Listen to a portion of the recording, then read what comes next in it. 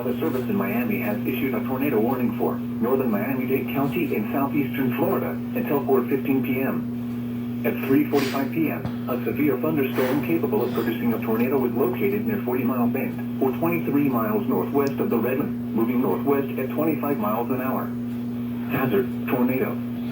Source, radar indicated rotation. Impact, flying debris will be dangerous to those caught without shelter. Mobile homes will be damaged or destroyed. Damage to roofs, windows, and vehicles will occur. Tree damage is likely.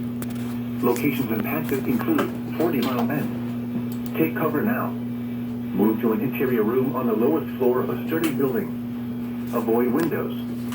If you are outdoors, in a mobile home, or in a vehicle, move to the closest substantial shelter and protect yourself from flying debris. Torrential rainfall is occurring with this storm and may lead to flash flooding. Do not drive your vehicle through flooded roadways.